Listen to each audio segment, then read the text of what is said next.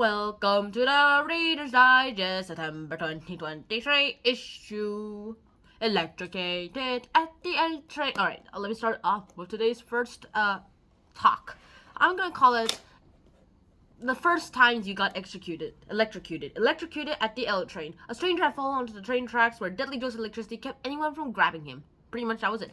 Like, it was a sunny afternoon in June of 2022 when Anthony Perry stepped off the train at the Chicago 69th Street station. The 20-year-old who worked night in a grocery store was on his way to see his grandfather so that he could go ahead and look at a car Perry was thinking about buying. And on the platform, two men were throwing punches. Then the unthinkable happened. The pair actually tumbled over the edges and onto the tracks. One man ended up his back, fending off blows, and suddenly he started bucking and convulsing, and the aggressor started straddling him actually leaped backward, bounded back up onto the platform, and disappeared.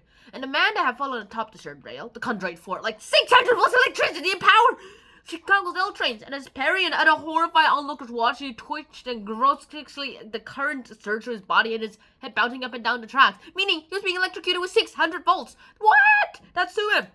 And a woman went, "Help him, please, somebody." And Perry can just stand there and watch. He just sat at the edge platform and eased himself down, and assuming that every rail between him and the man was electrified, Perry actually took a few quick bounds, high kneeling as if he'd done in high school football, until he was straddling over the victim. And the guy looked pretty dead, his body still thrashing rhythmically as the electricity pulsed, his head banging against the steel rail. Perry actually wondered how he was going to escape the situation he just put himself in, straddling the deadly rail, about to lay hands on a body coursing with electricity, and the train had just going off was idling.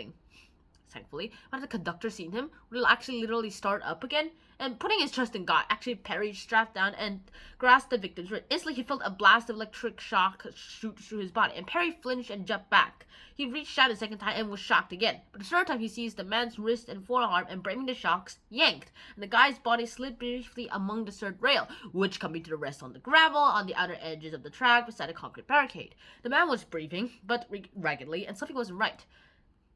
Apparently someone said, "Give him CPR!" But Perry was not expected. For a few moments, he worked on the man's heart until the victim began convulsing. And once again, Perry grabbed him, keeping him from failing back onto the third rail or smashing his head into the concrete. Then he heard a commotion behind him. Paramedics and firefighters have arrived. They told authorities to cut the circuit, deactivating his third rail. Then Perry let the professionals take over. His heart still racing for the adrenaline, and of course the electric shocks. He climbed back up onto the platform, grabbed his things, and continued onto his grandfather's. As planned, they went to look for the car he wanted to buy, but it had been sold.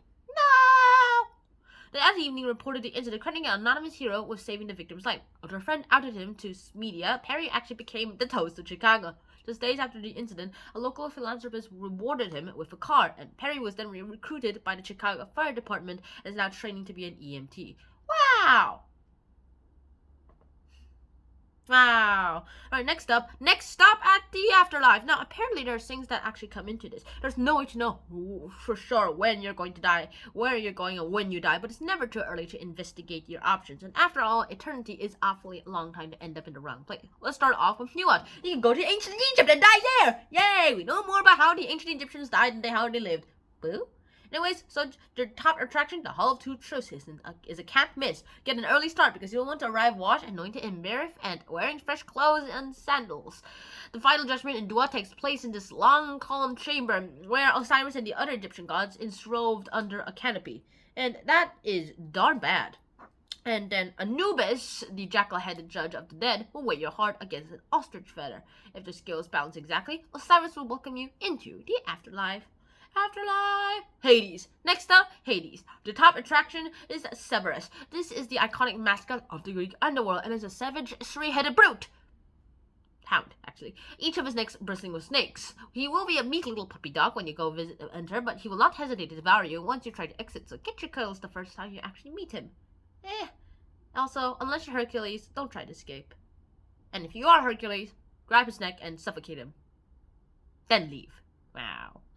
Next up, Hell, the Norse. Now, thanks to Marvel Comics, the Norse mythology is hotter right now than it has been over 1,000 years. Of course, the hottest attraction there would just be going to Hell, and to be honest, that's the only place where you can go. Hell is the daughter of Loki, and most mortals just go there, especially if they're Vikings, and they did pretty bad things. Of course, if you're a god or you're a mortal who did such a heroic deed like Jane Frost, then you'll basically go to Valhalla, the heavens of and the place of the gods where gods go when they die.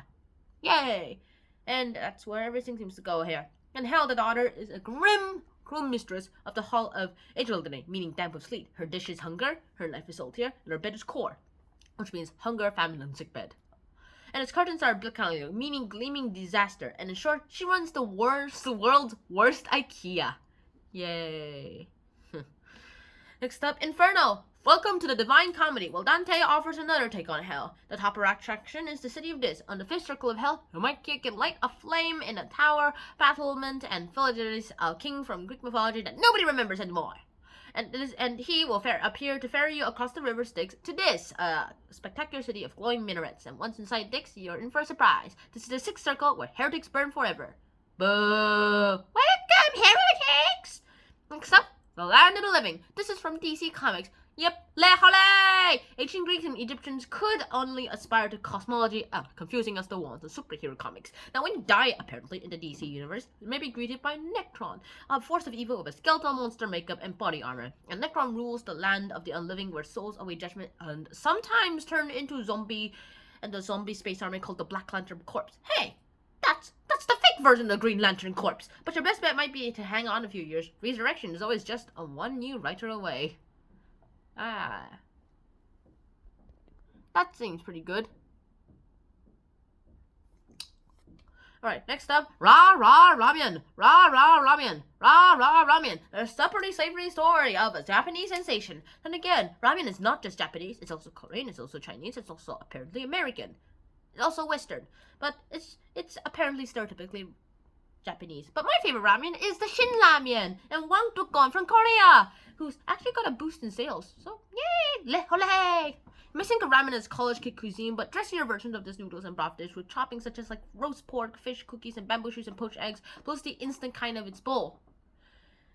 Like, literally, the instant ramen noodles ramen is actually one of my favorite ones because it has all that salt and stuff, and the packets actually come in. But Chinese immigrants actually first brought the wheat noodle recipe to Japan, according to historian George Soult. And in his book, Untold History of Ramen, he tells of a scholar from China during the 17th century who instructed the Japanese feudal lord he worked for to add cooked pork and vegetables to his noodle soup. Nice. By 1910, the first ramen restaurant in Japan was serving the dish to Tokyo diners, and it was called Shina Soba.